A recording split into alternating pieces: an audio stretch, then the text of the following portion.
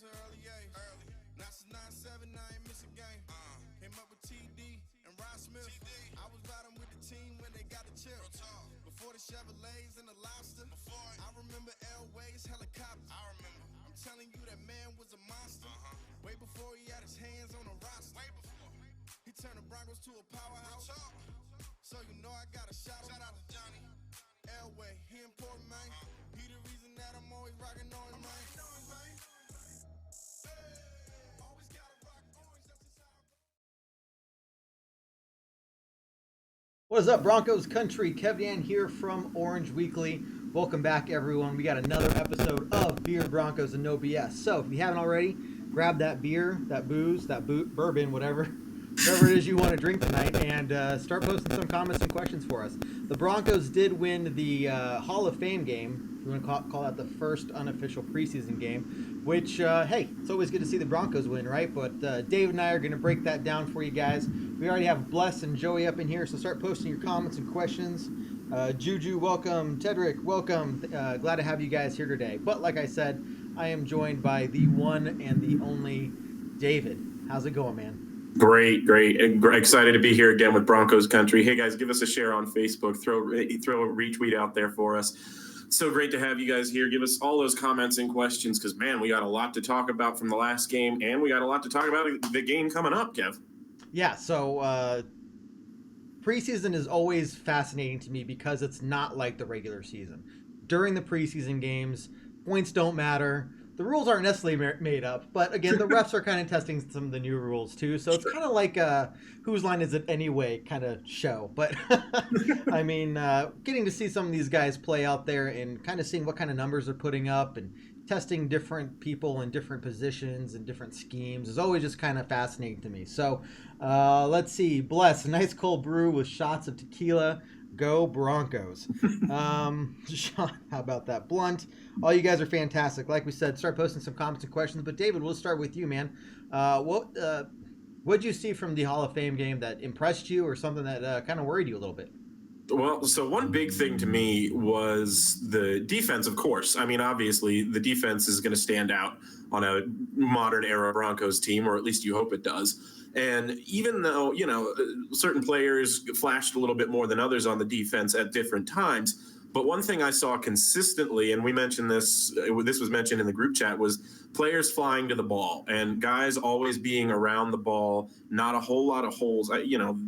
There were some breakdowns at times, especially as the game went on. But for the most part, those zones were really well kept. Guys were in position to make plays or to bring down their guy when they had to. There were guys around the football at all times. And I was really, really excited to see in a regular season scenario, because, of course, it's preseason, so you're not going to see the whole or even a minute really portion of the defensive playbook, right. But to see what we saw a bunch of mixed coverages in different positions for different guys. I'm really anxious to see at the regular season how Vic Fangio and Ed Donatel mix and match coverages, mix and match guys in the front seven, and make it a nightmare for offenses. It's going to be really, really fun to watch. Concerned, not a whole lot, to be honest with you. As much as I was excited about the defense just now, it's important to remember that it's preseason game number 1 of 1 there, basically, the Hall of Fame game. It's a one-off, and it's a week before all the other ones. Guys really aren't that ready yet. It's a little sloppy out there still. So as good as it looks for some guys, it might just be a little rustiness on the other side for other guys. So let's temper our excitement and any disappointments that we had. Would it have been nice to see, for instance, Drew Lock go off for 150 yards and 2 touchdowns? Sure. But it's not something I had a reasonable expectation of, and it's not really something anybody could have reasonably expected, given the transitions that he's going through to get into this league now from a very different offense. As we all know, as Coach Fangio has put out there, it's just a totally different world for him right now. So to see him struggle a little bit is not a concern to me. If it is to anybody else in Broncos country, it probably shouldn't be at this point. Completely agree. Let's see.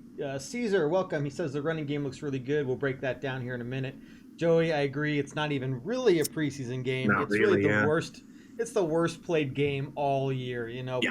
People, the players are out there just trying not to get hurt more than anything else. And some of them didn't succeed. So exactly. And David, you kind of touched on a point here that Kevin, how you doing? ask a good point. Do you think our new tight end Noah Fant fucked up a lot in the game? This is no bullshit show, so I'm not going to hold back either. Dude, David, share your thoughts on this with me. But Noah Fant is brand new. This is his first NFL experience. He basically has said in the past that he's not good at blocking, but from what I saw, blocking is not an issue for him. Yeah, catching or not catching a couple of those passes. They said that one of those passes should have been right where he should have been, knowing how fast he runs. But did you see anything from Noah Fant that worried you, or more impressed by what he did? Neither. It was very much a first game out there for a guy who had one catch. That look, okay, it was a standard NFL route that he's going to be asked to run all the time, and he caught the ball. Like you, I thought his blocking was adequate to good, actually, and that was one thing. I've heard it mentioned quite a bit that Iowa tight ends, guys who come out of that school, know how to block. You don't get on the field at that school if you don't know how to block at that position. So I'm not really worried about his blocking. That's not really what he's going to be asked to do more often than not anyway. He's going to be your move tight end. So you're going to have him running routes like we saw. And that, of course, he did have that drop, and he had a little bit of what you might call training camp legs on that play that Drew Lock almost hit him. You're right. He probably was putting that ball. Locke was putting that ball where Fant should and could have been, but he's still getting into football shape like everybody else. So in the regular season, that's when you want to see him make those catches, and you start to get on him a little bit if he's not in position to make those plays. So a guy that has a lot of potential, obviously, and has flashed it here and there, and obviously in training camp a lot. Flashed a couple of times in the Hall of Fame game, and there were a couple of times where he could have done better. It's what I'm expecting to see out of most of the guys for the rest of the way forward until the end of the preseason. Man, I just can't get over the fact that so many people, not anyone necessarily watching the show, but expect these guys to be, week one of the regular season ready to go. Yeah. I think there's obviously a lot of kinks to be worked out. I mean, remember, this is Vic Fangio's first head coaching job. One of the things they keep talking about, and even Fangio has mentioned, is that he is so used to being up in the booth and getting that bird's eye view of what's going on that he's having. It's not that he's having difficulty transitioning to just being on the sideline, but it is something that he has to work through, right? So everyone from the head coach down is having to figure out a lot of these new schemes, plays, looks, different positions, everything. That's just kind of it's a new Broncos team. So with that being said, and let's see, you guys keep posting your comments and questions. We'll get to them when we can. But we always talked about when Vance Joseph was first becoming that head coach, how much time we're going to give him to kind of take on that role. Do you still expect Vic Fangio to kind of go through some of that learning process himself? And I think the answer is obvious. It's yes. But how long do you think it's going to take him to really get used to being that head coach kind of figure? Well, and that's a great question because there's a lot of intangibles that go along with it. There is an innate sense of being able to know when to use a timeout or versus not using that timeout at that particular situation. Sometimes it's really obvious. Sometimes it's not so obvious. It's kind of the same thing with challenge flags. There are certain times when, even if you're not 100% sure, or 90, you're a majority percent sure that you're going to get the call overturned or going to go your way, right? For any reason, but it's just that kind of thing where you'll either have that coach sense or you won't, and it'll take a little time to develop. Probably, I would say by mid-season, I would expect Coach Fangio, but I have pretty high expectations of his ability as a head coach. So I think he's going to get that ironed out. Like I said, by mid-season, fairly quickly. I don't think it's going to take him too long to get those intangibles down to a science. I think everyone kind of has that bad taste in their mouth from the last couple of years. I think that with Vic Fangio's experience in the NFL, not necessarily being the head coach, obviously, but being around football for as long as he has been and being as good at his jobs as he has been, I don't think it's going to be as big a transition as we expected from Vance Joseph to go through, because overall, Vance Joseph's completely inexperienced. So I know some people are probably worried about the first year or two of Fangio being the head coach, that it's probably going to be similar, but I don't see that happening. And part of the reason I bring this up is because I think so many of the players have been mismanaged the last couple years that I think we're kind of expecting that same thing. But I think Fangio is going to have a good sense of both the offense and the defensive side of the ball in putting in the right players in the right positions. And that's going to come down to what we see on the 53-man roster. So, I mean, what do you think, man? Do you see anything that's going to kind of catch him off guard or something we need to be watching? It's just I mean, really what I would be most looking at there is the first-time offensive coordinator paired with the first-time head coach in Vic Fangio. And that to me is, I'm not nervous about it, but it is going to bear watching as you see these players go through the motions of learning the scheme, going through it on the field every week. It's a Shanahan style offense. So a lot of these guys have done similar things when Gary Kubiak was here a few years ago, if they've been around that long. But you made a good point earlier that this is a totally new Broncos team personnel-wise at a lot of different positions. So just getting guys acclimated to that scheme and really able to execute it at all levels. I'm not at all nervous about this being a stale offense like I would have been if Gary Kubiak had returned to us. Right. Even though there's a lot of the same principles, I think this Gangarello Shanahan offense as it is now includes a lot of different wrinkles, a lot of new things that you haven't seen before, and ways to use guys like running backs, fullbacks, tight ends that you haven't seen before, either in the passing game as well as the running game. So that's one thing I'm really going to be looking at as a head coach. Is Fangio going to be able to really, kind of stay in his lane when he needs to, or maybe intercede if he has to with a first-time offensive coordinator? There's a lot of firsts going around, from the rookies to the head coaches, but it's just going to be interesting to see how they grow. And Lynette, how you doing? People who give up on the Broncos are in preseason are fair weather fans. Look, and again, when the Broncos win in the preseason, I think we're all happy the Broncos won, right? Because there hasn't been too much of that the last 2 years. But it's just always good, it's good to see that confidence being built up that they can make those plays and fight through a tough game like that. But at the end of the day, it really doesn't matter, to be honest with you. But Joshua says, what I want to see is Flacco with the starters get a good drive that ends up with a touchdown. I also want to see the new additions in the backfield of the defense making some plays. So let's just start with that offense side of the thing. So if you guys haven't heard, the majority of the starters, including Joe Flacco, are going to be out there for the starting of the next preseason game this Thursday night. But obviously we don't expect them to be out there for more than one drive, maybe two at the most. Two. But one of the big things that I'm still looking for is the drops that we even saw some of on the Hall of Fame game. So, David, what do you expect to see once we get those starters out there? And is it going to be anything? Do you think they're going to be able to put some drive together, or are they going to go out and still just kind of be trying to figure each other out?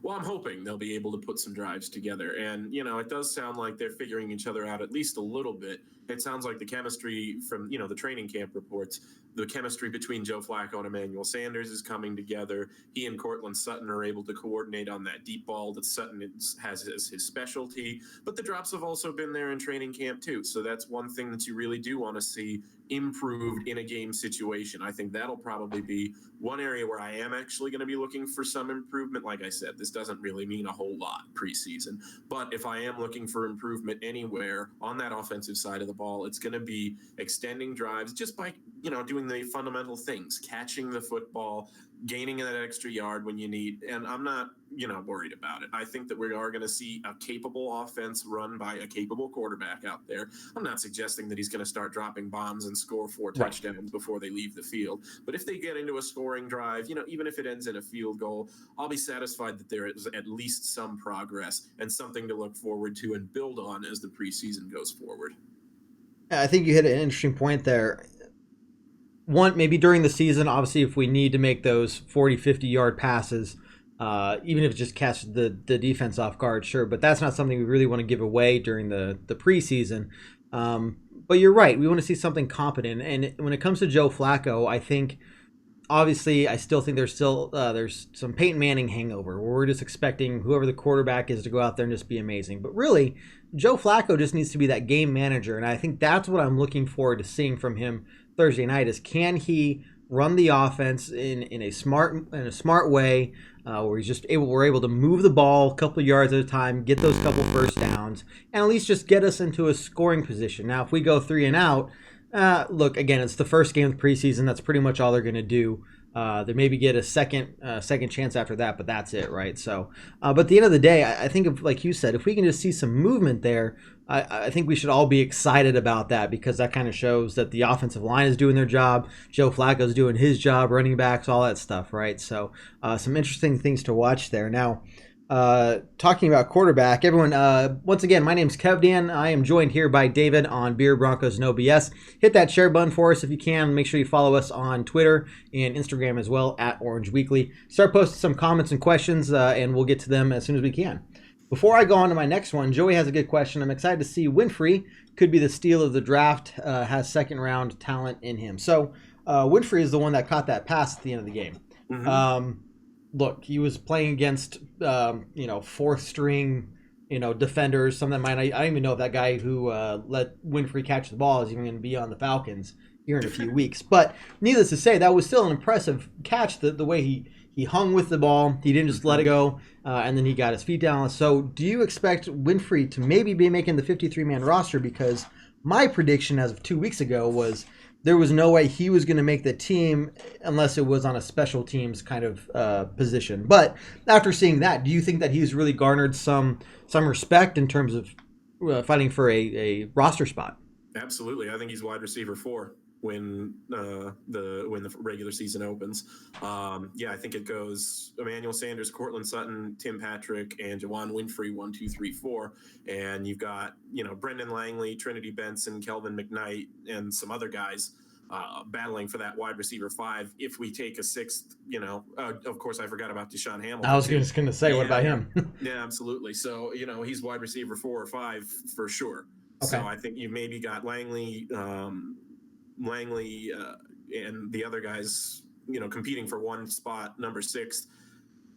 If they're good, if they can show themselves as a punt returner, kick returner. Right. But they've also got to, you've got to compete with running backs for those jobs too. Talfani Mohammed is a guy who flashed a lot during the Hall of Fame game. Really small guy, but, he's not going to be a guy that you're going to ask to do a lot of things on your football team. He's a guy you're going to ask to do special things. And if he can do them the way he did them on Thursday night, they're going to have to find room for him too somehow.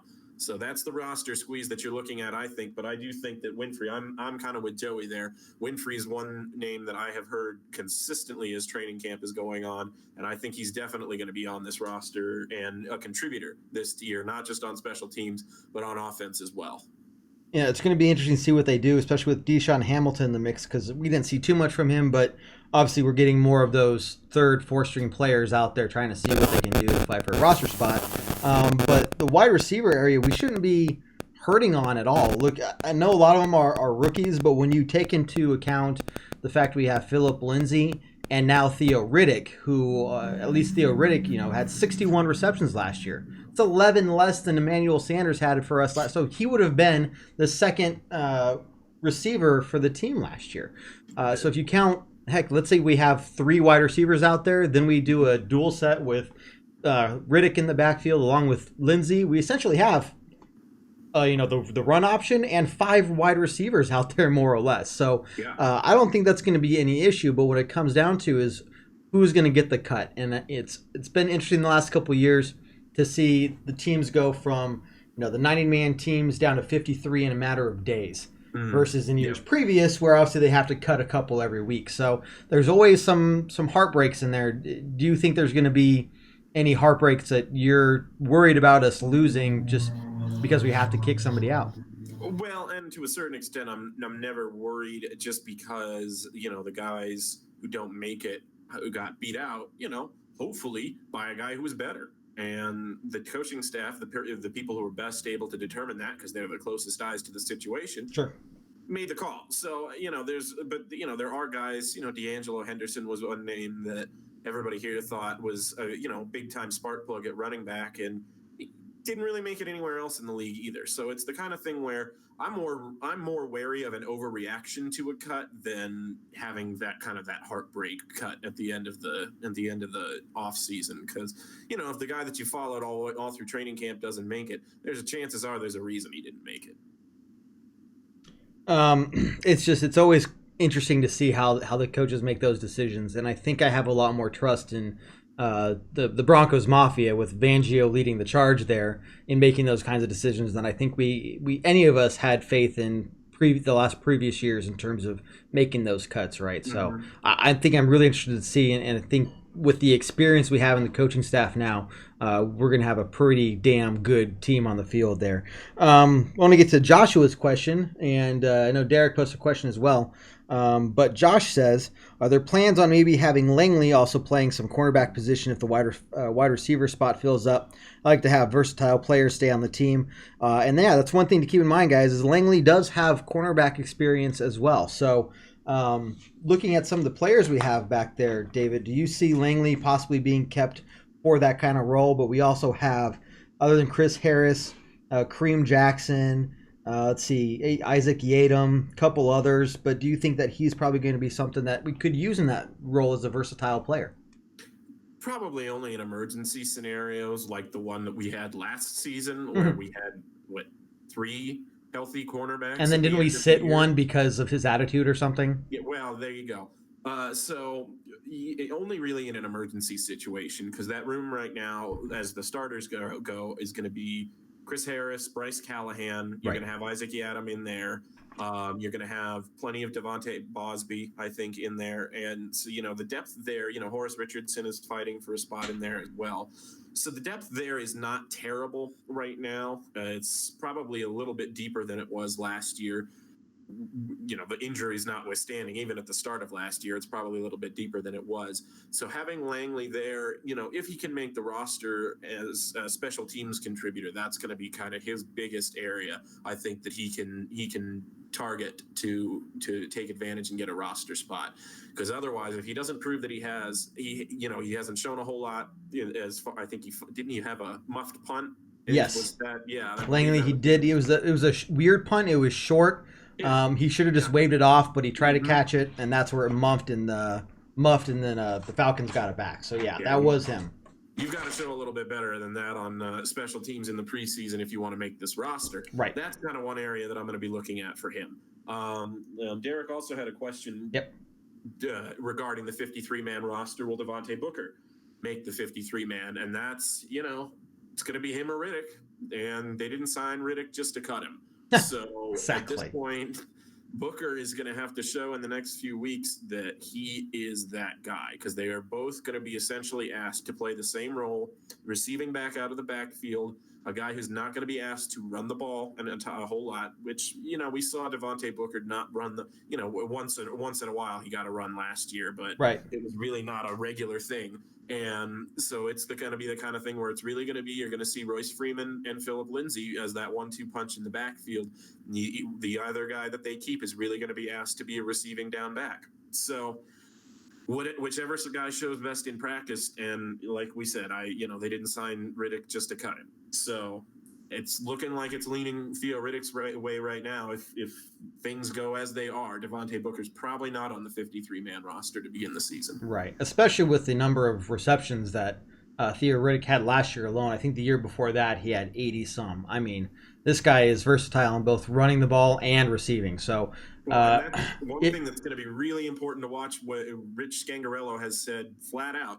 The easiest mismatch to create on the field is a running back on a linebacker, and that's something that features in his offense heavily. So we're going to see that an awful lot this year. Passes out of the backfield to running backs to exploit those matchups, and it may not necessarily be on just dump out routes.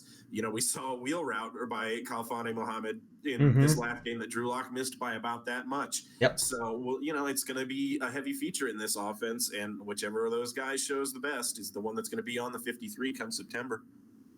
I would not be surprised if Booker's the one that gets cut. Mm-hmm. I'm interested to see, and that's a good question, Derek, because the running back situation is interesting right now. Sounds like Philip Lindsay, while he's been getting several reps, especially with the first team, he's not looking great, and they especially with him having to go to the chiropractor the other week. Makes some people believe, and I think it's a good. And I'd actually like to ask Jason this if he was here with his athletic training background, but if you have to go to the chiropractor, that basically means that everything in house that's available to you, medical staff wise, probably isn't working. So, do you think that Philip Lindsay is probably still dealing with that wrist injury he had? And I mean, I don't see it impacting his chance of making the roster, but if we're trying to get somebody out there that can receive, and run, I think Theo Riddick's more that guy. So I don't know where Philip Lindsay is going to line up in that running back room. Oh no, I'm not worried about that at all. No, Philip Lindsay's going to be your 1A back this year, and I don't think there's any questions about his health at all.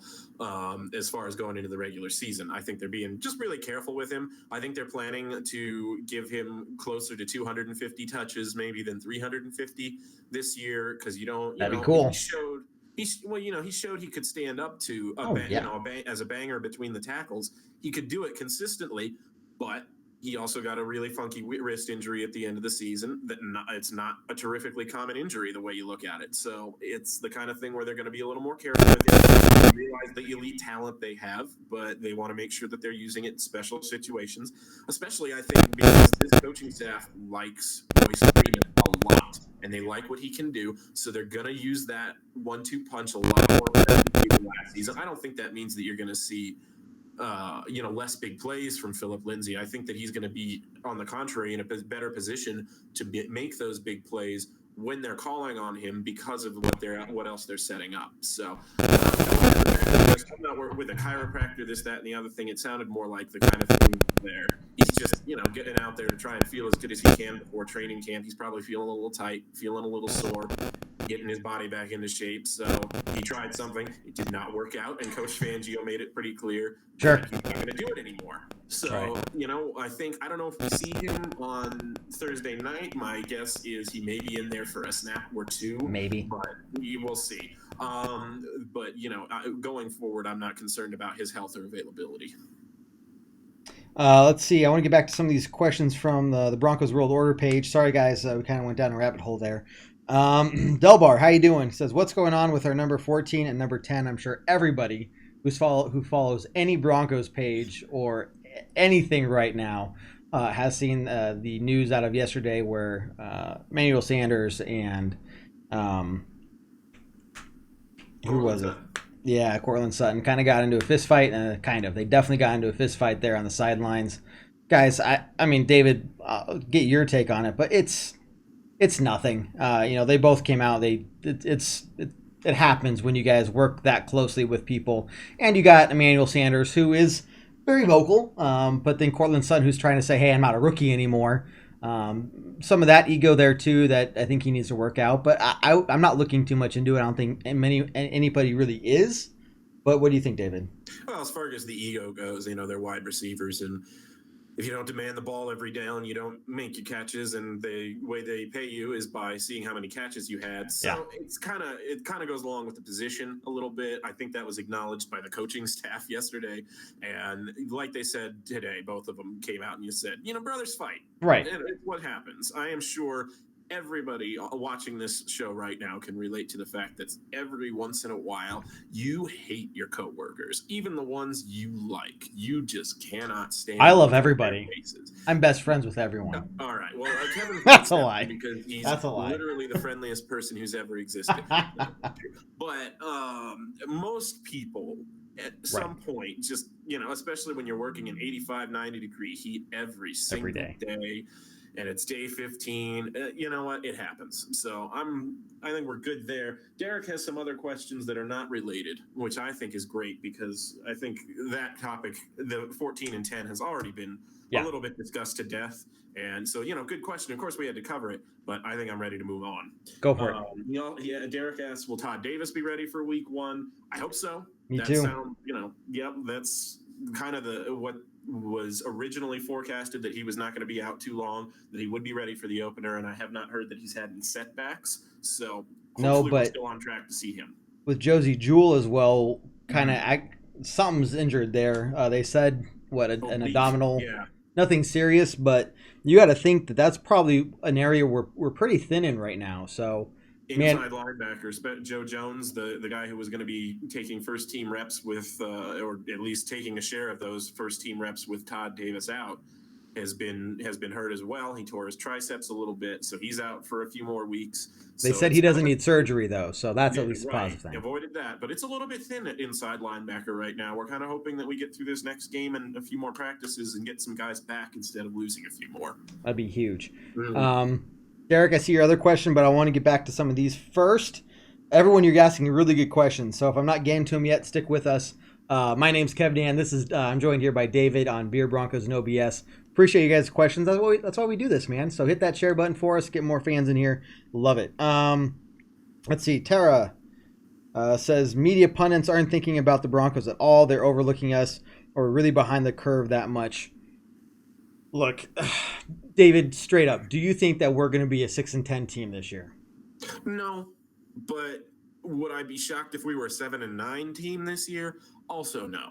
So it's just this team has so much range, I think, between its ceiling and its floor. It's really 11-5.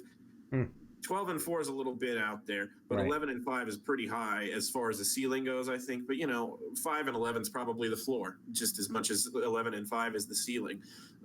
And in a division with the star power of the Chargers and the Chiefs, we're going to fall behind a little bit as far as the national media coverage goes. It's not the biggest market. It's not like New York where you've got Daniel Jones burning up the front page because nobody else has anything to talk about the New York Giants.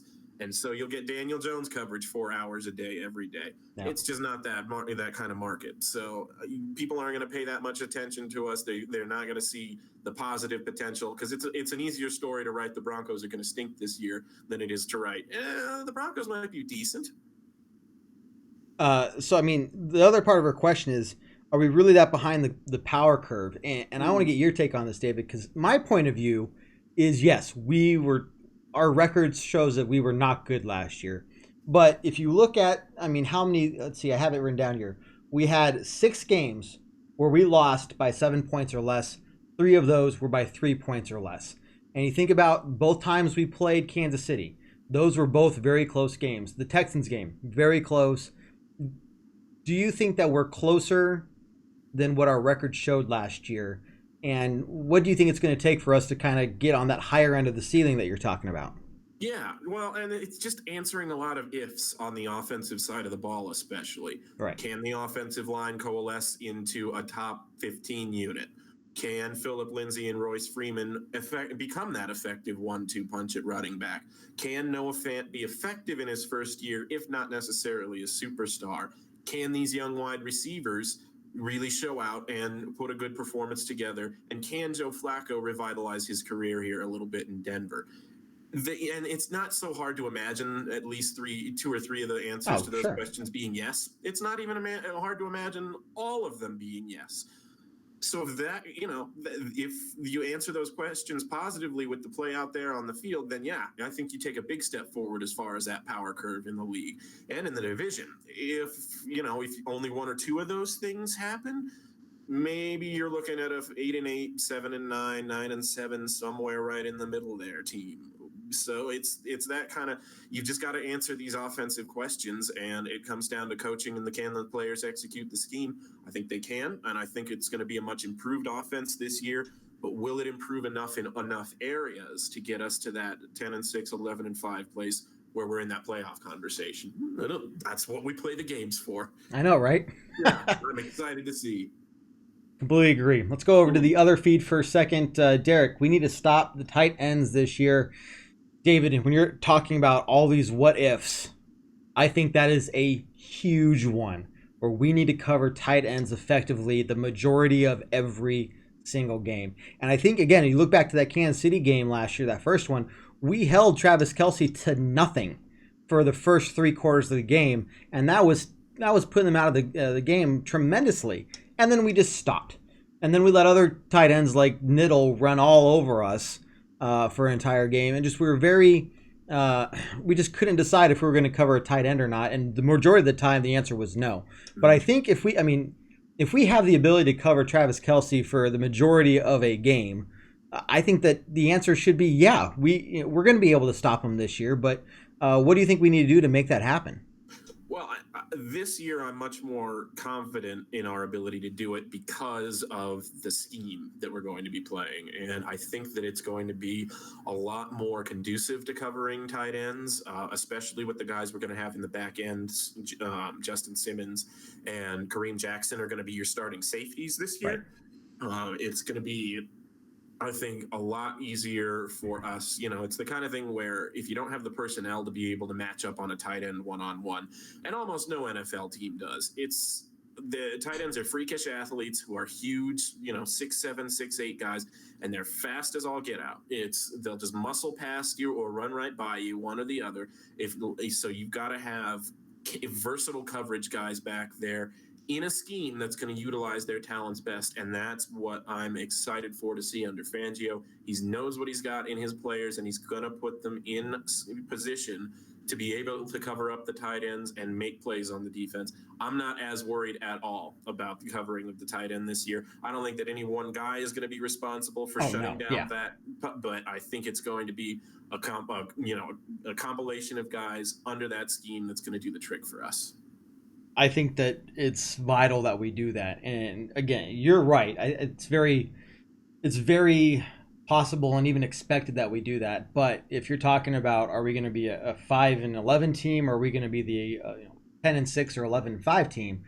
That's going to be a huge one. If we just let tight ends run all over the place and make catches and score touchdowns in every single game, it is not going to be good for us. I don't think the majority of those other what ifs are going to matter if we can't lock down that one. Let's see.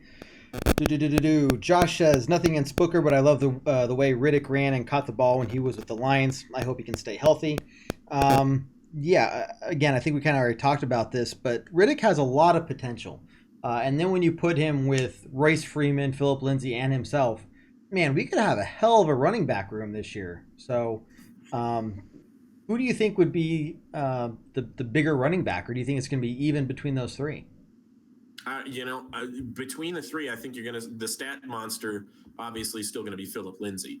I think the guy, think of him as a guy who gets, 1,000 yards rushing, it feels just like an automatic prediction for the guy because of how good he is, but we'll see what his usage are. I think, 1,200 total yards, 1,500 total yards. Sure. That's going to be kind of his ceiling, I think, is 1,500 total yards this season. Royce Freeman, I think you're looking at maybe 800 to 900 total yards as his season ceiling. And then Theo Riddick, it's the kind of, who's going to be most effective, who's going to be that hot hand out of the backfield. Not all of these guys are going to get 500 plus yards total for the year, but I think that Freeman and Lindsay definitely have that potential. And then, maybe that if those two predictions do pan out, then you could see Riddick maybe making, or Booker, whichever makes the roster, I suppose, but I'm assuming Riddick. Maybe you do see him hit 500 total yards this season. Just, if it's as heavily predicated on passing to the back as it sounds like it might be, it's not out of the question. We'll just have to see, because all of these guys can make plays out of the backfield. I'm really looking forward to seeing that as part of our offense. I think we all are. And just seeing those three, the combo of those three right now, it excites me, to be honest with you. It's going to be interesting to see what they do. Celestia, no bullshit.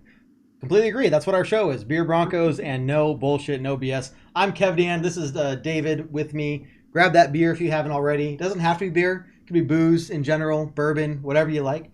But start posting those comments and questions. Keep them coming. We have some really good ones tonight so far. So we're going to keep that conversation moving. If you guys want to help us out and hit that share button for us, go ahead and follow us on Twitter. And then check out our Patreon as well. We're giving some cool stuff away every month. And we're going to be changing that up to give you guys some more exclusive content as well. So keep an eye on that.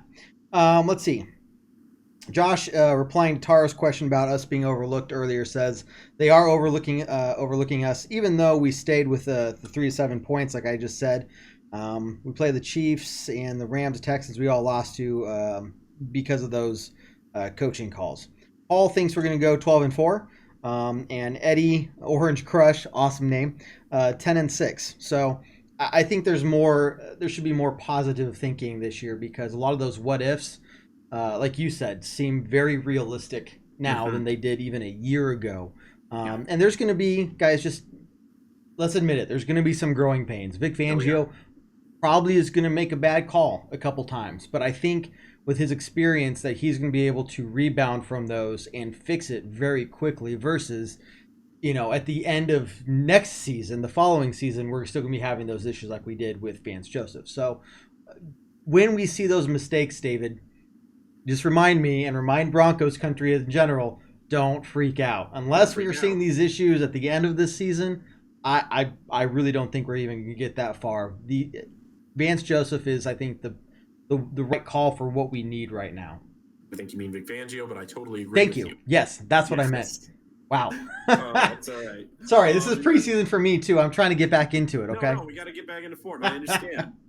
Let's see. We got a question from Alfredo. Who's going to make the roster at safety? Whoa, that's a very interesting question. Yeah, because we got a lot of names back there right now. Yeah. I'll tell you, we got that question a few minutes ago, so I was able to cheat just a little bit and look up the Bears roster from last season. It looks like they kept 4 safeties and 5 cornerbacks last season. Okay. So who can we expect to kind of be the guys there? Obviously, Justin Simmons. Kareem Jackson, who was signed as kind of a safety corner hybrid, has been playing almost exclusively safety in training camp. So we're going to see him, I think, as one of your starting safeties most of the time in non-nickelback sets. If you think of the reserves, I think Will Parks is obviously a guy who kind of took a big step forward last season, and you're excited to see what he can do in a Fangio defense. So you've got 3 there already. 4, it's going to be, we've got Sua Cravens on the roster still. He's a guy who, both made a play and kind of blew one in the Hall of Fame game. So you're kind of looking to see him maybe put his foot down and take that job if you're the coaching staff. Outside of him, there's a little bit more question marks. You've got guys like DeMonte Thomas, Shamarko Thomas, Jamal Carter, who was a training camp standout from last year before he got injured. People were really excited about him then, but you haven't heard a lot about him since. So it's the kind of thing where if they only keep 4 like they did last year in Chicago under Fangio, you're looking at a few different guys looking for maybe one roster spot. So the coaching staff's obviously hoping that somebody kind of comes up and plants their foot on it. If I had to guess right now, Sua Cravens would probably be in that 4th spot, but we'll just have to see how the preseason plays out. I'm actually okay with seeing the number of names that, it could be this guy, it could be that guy versus, hey, these guys are playing on our roster right now, but we know they're not going to make it. I think depending on how these guys show up in the next couple of weeks, there's any number of combinations. I mean, we know some obvious ones, like you said, Will Parks for sure. And man, I'm just looking at this list and it's crazy for me. If I'm trying to make a prediction for a 53-man roster, that area would probably be pretty tough for me to narrow it down. Well, and that's, it's one thing where special teams is, again, going to be your best friend if you're trying to make the roster in that reserve spot. They're going to ask you to play special teams as a 4th safety. So if you can show them something there, you're going to be able to kind of put yourself in a good position. Completely agree, man. Josh asked a good question. And Joey on the other page says he'd say 7 or 9, 10-6. Hey, if we go 10-6, and this conversation we can have later down the line. Much later. 10-6 would be pretty damn good and give us, I'd say, a good shot for the wild card. But we're not even in the regular season yet. I don't want to go down that rabbit hole. But I like the positive thinking. I don't want to jinx us. Joshua says, afraid to hope at the same time. Yeah, we can hope and I can dream, but I don't want to discuss it right now. Josh says, just thought of this. Everyone will be looking for the Miller and Chubb connection to stack on those sacks. I think we can all agree that Miller and Chubb are one of the best duos in the league right now. Just seeing what Chubb did last year, him growing on that, and then Von Miller just being Von Miller, it's going to be scary good. But he says, do you think one of our interior defense linemen can sneak in and steal the show? I mean, usually we're seeing Derek Wolfe kind of be that guy, but what do you think, David? Is that interior line going to be helpful as well? Well, I will tell you what, if Draymond Jones can keep showing out like he did in the Hall of Fame game, then that's going to be a guy who can be very, very helpful to us on the defensive line. Shelby Harris is a guy who Oh we yeah, all know and love, but doesn't show up on every single play. He's a guy who you can count on from game to game, but so things happen in the defensive line, and Shelby Harris is not a guy who you are looking at for Aaron Donald type production, where sure. he's just wrecking the inside of the pocket every single down. So we don't have, a premier guy at the nose tackle position or inside defensive line. Zach Kerr is going to be our number two behind Shelby Harris there. Derek Wolfe, like you said, is a guy who's been that guy for us, but hasn't, especially over the past year. I'm afraid some of the injuries that he's had piled up over his career have kind of slowed him down maybe just a little bit. I think he's definitely still effective for us, but I don't know that he's going to be an elite pass rushing talent from inside like he has been. But that's another big thing in the Fangio defense is there's going to be a lot of guys rotating in and out from the inside. Bradley Chubb is one name definitely that you're going to see rush from an inside position this year because the guy's built enormously, and I think he's totally suited for that. Fangio is definitely going to put him in a position to succeed there. So it's really going to be more of a schematic thing for guys inside. I don't think there's going to be one superstar that stands out, but I do think we are going to see production there from the inside pass rush. Let's see. I got one here from Derek. Who do we think will be the starting tight end for us this season? Which Another good question, man. It is. Yeah, Derek's bringing it tonight. Appreciate it, Derek. Right. Yeah, absolutely. It depends on what you need. I think Jeff Hireman's going to be your primary blocking tight end out there, so I think he's probably going to get the lion's share of starter snaps. But Noah Fant is definitely going to be your starting move tight end. You're definitely going to see both guys on the field at the same time as well, and that's one good thing that you really like in today's NFL. Both of these guys have some versatility. Jeff Hireman can do a little bit of the moving and the running and the catching. We've seen it. He's not Rob Gronkowski out there, but he's not an embarrassment trying to run routes out there. And Noah Fant can stay in and block a little bit. So you've got versatility, and you're not going to have predictability that the defense can latch onto. So those are going to be your 1 and 2 guys. I think rounding out the roster, you're going to see Austin Fort is going to make it probably. And, Troy Fumagalli is probably going to be that 4th guy if we end up keeping 4. I think at this point, Jake Butt's on the outside looking in for a roster spot. Yeah, and that one's disappointing because I think we all really wanted him to kind of have the chance to at least show what he's got. But I don't see him coming back anytime soon. I think he hasn't even practiced for the majority of training camp. It looks like he's mobile, but he's obviously not even close to being cleared to play. So, I mean, David, how much longer do we give him before we just say, hey, we gotta move on? Well, and it's tough because you feel bad for the kid. I know I do. Third ACL tear, and he said yesterday that this is one of the toughest mental strains that he's ever been in under his life, which you totally understand. At the same time, it's the kind of thing where if you can't bring it on the field, then there's really not room for you on the roster. You gotta, there's guys who are going to be able to play and play well who aren't going to make the roster. And, we saw him out there today at training camp, not practicing and pretty noticeably wearing a knee brace. So, it's the kind of thing where you feel bad for him and you hope that his NFL dream continues, but it's looking less and less likely that it's going to be in a Broncos uniform. It just, just like we talked about, it's heartbreaking, though, to see a guy like that who has a potential just can't stay healthy, especially when, we could use someone like him, especially with his, just how good he's been in the past when he was healthy, right? So, but you're right. I think if with those names that you said, and we're keeping 4, Jake Butt, we could put him on injured reserve and hold on to him for another year. Sure. But I think if he doesn't get healthy this year, going into the following year after this, I think that's when we say, dude, we love you. We know how good you can be, but we can't. We waited too long to even hold on to you this long. So that's the luck to you. Yeah. Hopefully he'd just stay in Denver and be one of the, big Broncos fans. We could have him on our show and stuff. But But yeah, you're right. He's looking in from the outside, and I think we have good versatility though at the tight end, just like you were talking about. So to say who's going to be a starting tight end, don't get me wrong. Obviously, on paper, there's going to be a number 1, but that doesn't necessarily mean that they are the starter like you said, obviously Noah Fant, if he's not the 1, he's the 2, because we're not going to draft somebody in the first round and then not put him in the at least close to that starting position, right? So Yeah, he's going to be used. oh yeah, 100%. Joey, do you think Cravens would win our third down, would win our third down inside linebacker job? Well, and that's, for Cravens, it's one where he's played that position as that dime backer on third downs in the past, especially in Washington.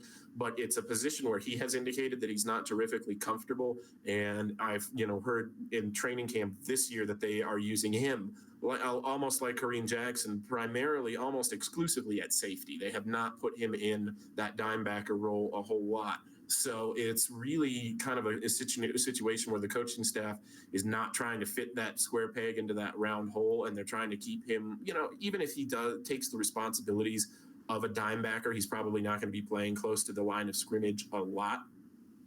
He's going to be asked to do a lot more coverage than anything else, I think. So, if that's the one thing, like we were saying earlier, he's going to be the fourth safety on this team if he makes the team. So he's going to have to show out on special teams, I think, a little more than is important for him to show out at that inside linebacker position. I think Fangio has a little bit different ways of covering those particular responsibilities in his defense. Man, there are so many cool things to watch during preseason. This is why I like preseason. There's so many different pieces to the puzzle, and you don't know how the end product is going to be. Yeah. And to see these different guys step up in different ways, and to be honest with you, by the third preseason game or our fourth preseason game, it's going to be kind of more clear in who's not going to make it. But right now, there's just so much going on that it's crazy. Guys, keep posting your comments, questions. We'll be here for a few more minutes at least. And while we're waiting for some more, David, I do have something I want to ask you about. Fangio was the first NFL coach to challenge a pass interference call. Now, one thing they said, Chris Collinsworth, who, again, nobody can stand him, obviously. But a couple things there between him and their rules expert was it has to be clear and obvious and be a obvious hindrance. They have to very clearly hinder the receiver for it to be pass interference. So that whole clear and obvious part, what were your thoughts on that? And there was another one at the end of the game too that could have been challenged. But what's your thought on that whole process of being able to challenge that call? And do you think it's going to make much of a difference at all this year? It is going to be really interesting to watch. I think it is going to be a lot closer to non-impactful than impactful. I think this is another case where there's a little bit of hyperbole as far as a big rule change goes.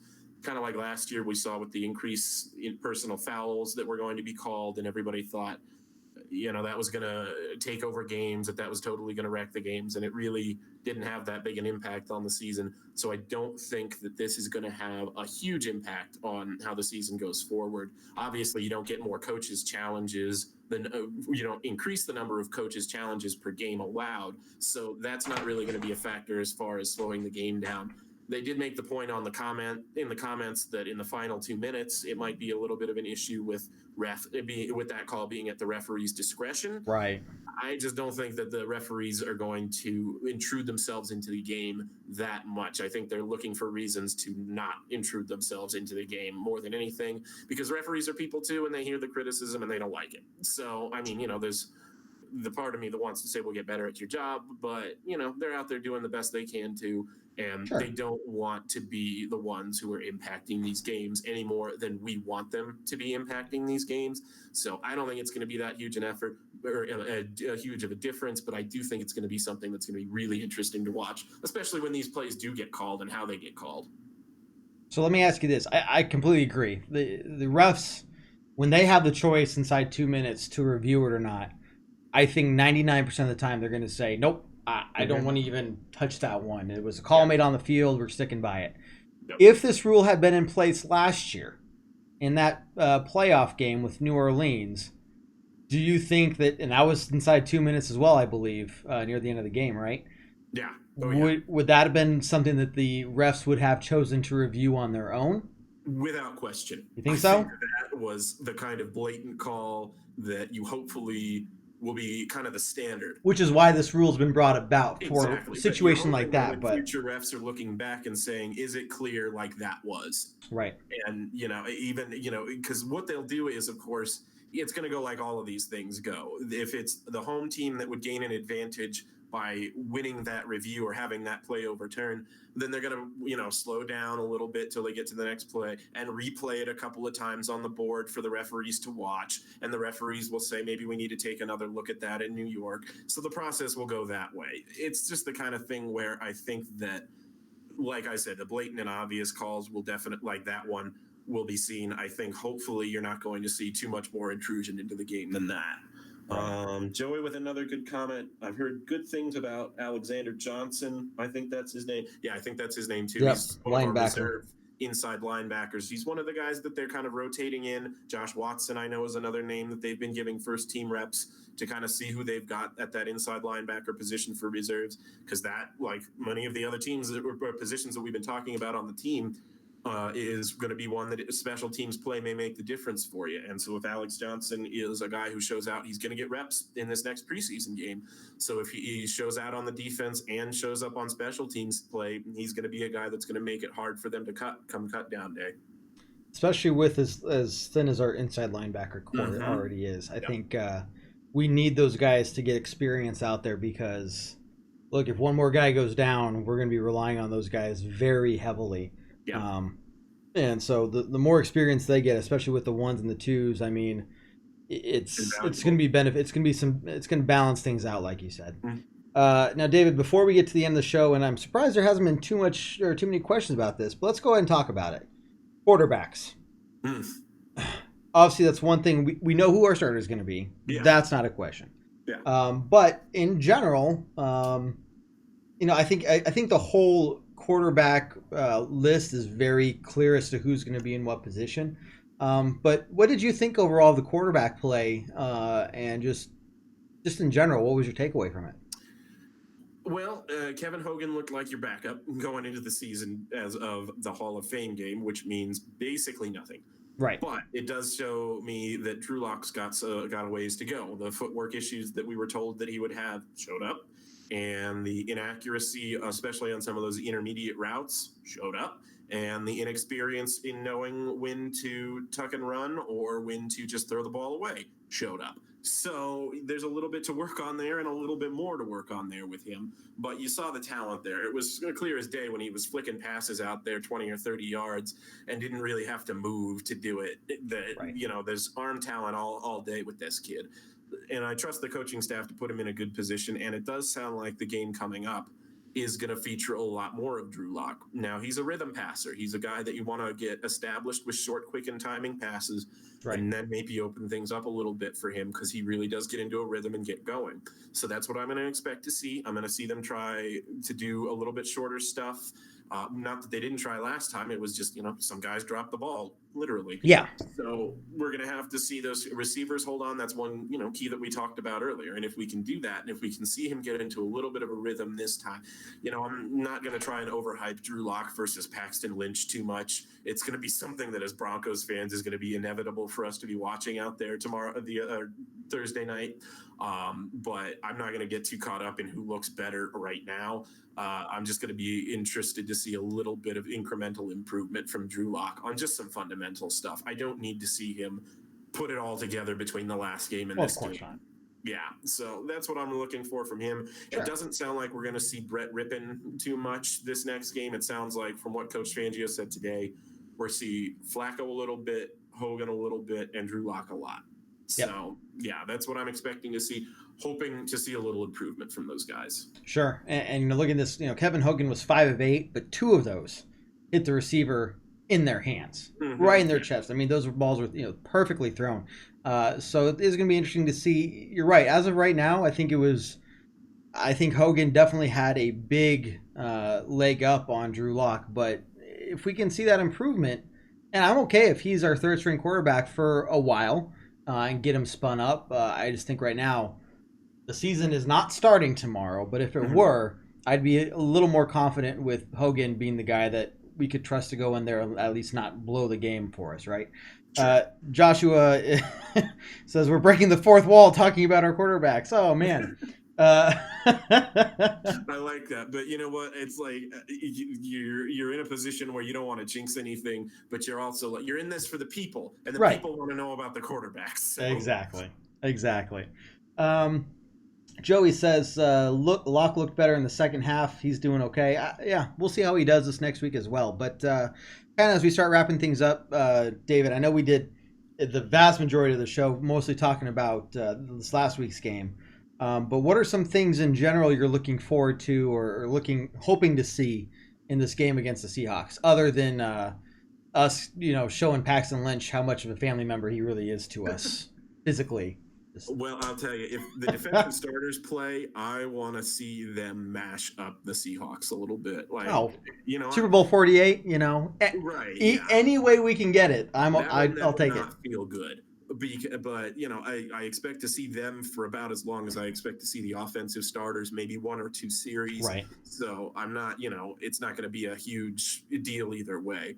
But like we've been saying all night long, just incremental improvements because, last week, it's the Hall of Fame game. It's the sloppiest football game you're going to see any time of the year. So I really just want to see guys come out there, look ready to play, look like they're professional ball players, and execute the scheme a little bit, especially on the offense. I think the defense, like I said last week, did a really good job of executing the scheme. I would look forward to that continuing this week.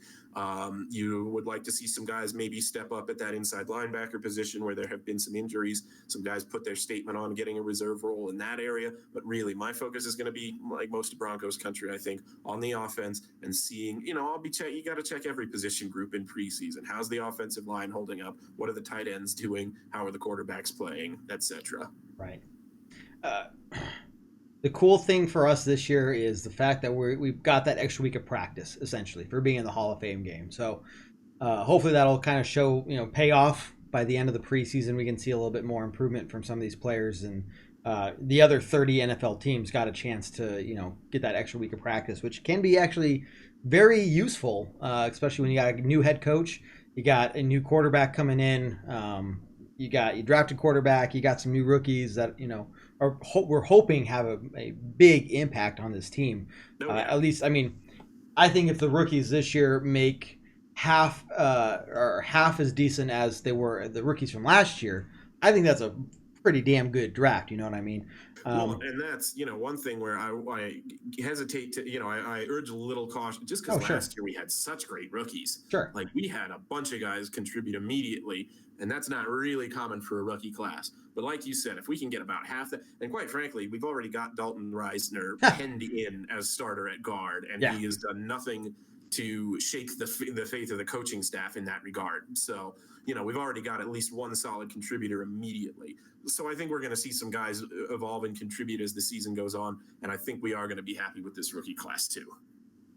Joey says biggest key to success is the O-line. Agreed. I don't think any quarterback's does well if their O-line is crap. There's no running game. The quarterback can't stay standing, so there's no passing game. And things. I think the O-line is a huge part, if not the main focus of an offense, and thankfully, especially with Joe Flacco at this point in his career as their quarterback.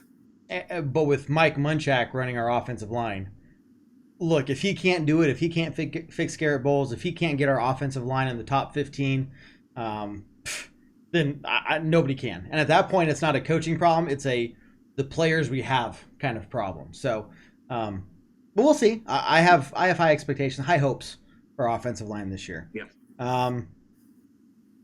Let's see. A couple other questions. I kind of know we're kind of wrapping up the show, guys. But Joshua says he's looking for Drew Lock to complete some passes. We need the wide receivers to corral some of those passes so we can help them out. All right. We need to get over that case of the drops now. I thankfully haven't heard too much more of it since that first week of training camp, but we saw it in the game last week, and it doesn't matter how good how good our practice was during the week. I'm just going to leave it there. Yeah. Yeah.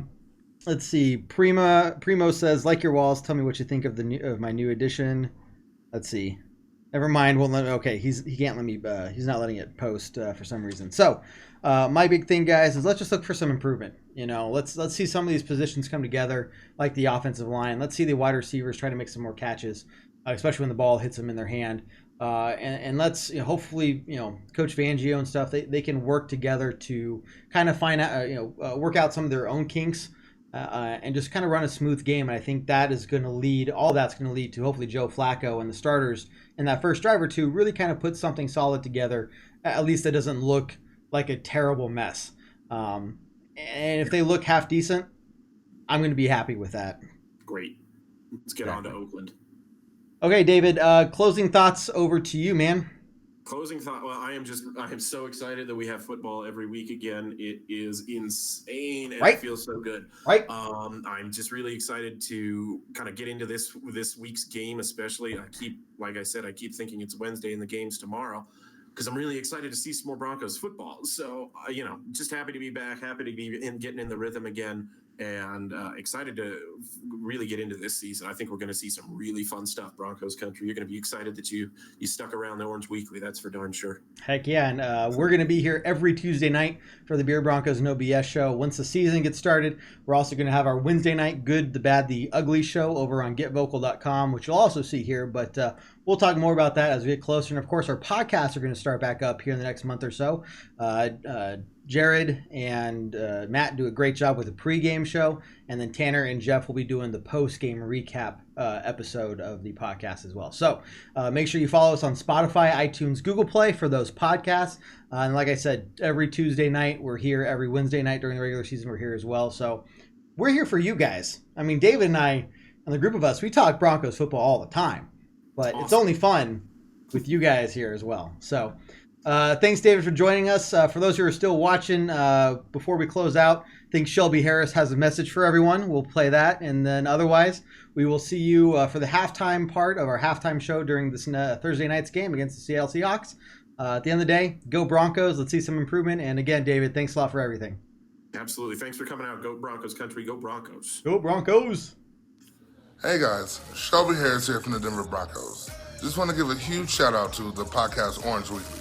They do great work and they have great content regarding the Broncos. Also, huge shout out to all the Denver Broncos fans out there.